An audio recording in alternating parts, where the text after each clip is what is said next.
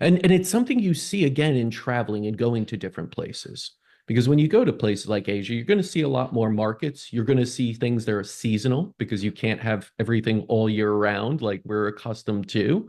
And you're going to pick up that there is a lot of the ideas behind cooking, and the cuisine itself is utilizing more of the whole, whatever it is that you're using, whether it's animal or vegetables and plants.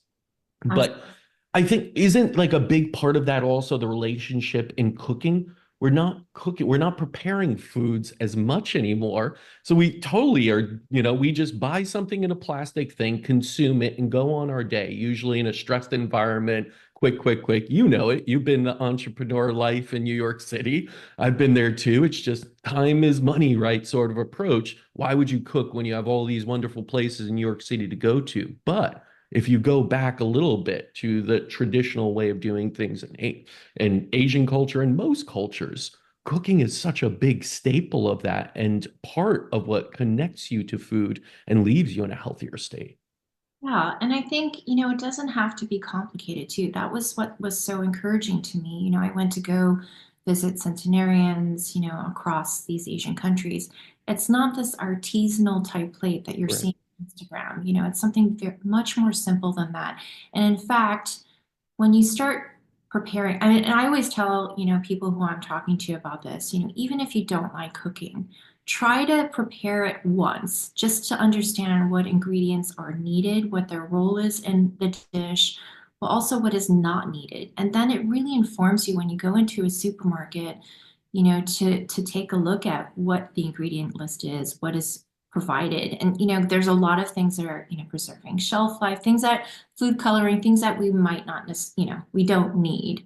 I think the the simple preparation of it all was really encouraging for me because, I started out in this process actually not cooking at all.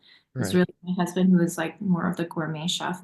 And, I think what I found was that a lot of times, even like sort of the simple preparation is actually healthier. So, if you think about like, I used to not cook and just eat like 100% raw diet. And sometimes, for a lot of people, that's, not easy to digest. So I kind of mix it now between raw and cooked. So cooking actually, it helps to break down the plant walls, but you don't want to cook it so long that you want to retain their nutrients as much as possible. So if you're thinking about a quick saute, quick blanching, quick boiling for a few seconds just to help you break down the wall a little bit to help you digest, that's very, very simple. And then on top of that, if you just add the Korean foundational ingredients like the sesame oil, the traditionally brewed soy sauce, you're adding flavor, and then it's as easy as that. Yeah, and one of the things I found really cool about the book is you're introducing people to a lot of these very simple ingredients to add in. One of them I found, that was, stuck out a bit was vinegar. There are multiple types of vinegar because everyone just used to ACV, apple cider vinegar, take a shot in the morning or something, that's it. And I don't think many people utilize it more so. They think of vinegar as a cleaning product, maybe white vinegar, right? But you Yeah. were listing, the uses of it in multiple type. I think there was a persimmons type vinegar, and other ones that were like, oh wow, that's pretty interesting. Talk about that and kind of what you learned about the usage of things, even like vinegar in cooking and helping to stay healthy. So I grew up with something called naengmyeon. It's a cold soup with noodles, and I didn't really think about it. They put vinegar inside the soup with hot mustard. It not only increases flavor, but it helps for you to, the digestibility of the noodles, but it also increases your metabolism, helps with weight loss, weight management. And there's a lot of little things that are, have a twofold. It increases the flavor profile, but it's also boosting health.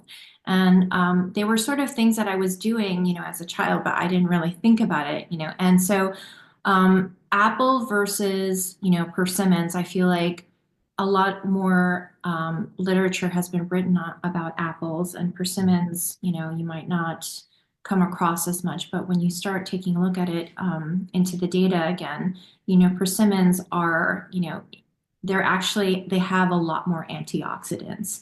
So I started switching my vinegar, and I have a lot of different types of vinegars that I use now. I really enjoy them. But I now specifically use persimmon vinegar because I like the flavor. It's very mild. I can put it into like hot water if I wanted to, and that will increase my metabolism in the morning or before a meal. It's a much more mild flavor, and I know it has a lot more antioxidants. I also use black vinegar, which is it's very key in Chinese cuisine. And they all have different flavors, but they're all really, increasing your metabolism, especially before a meal. I think that has really helped me. That including the probiotic-rich sauerkraut and the kimchi before a meal, I think really helps to prepare my gut before I tuck in.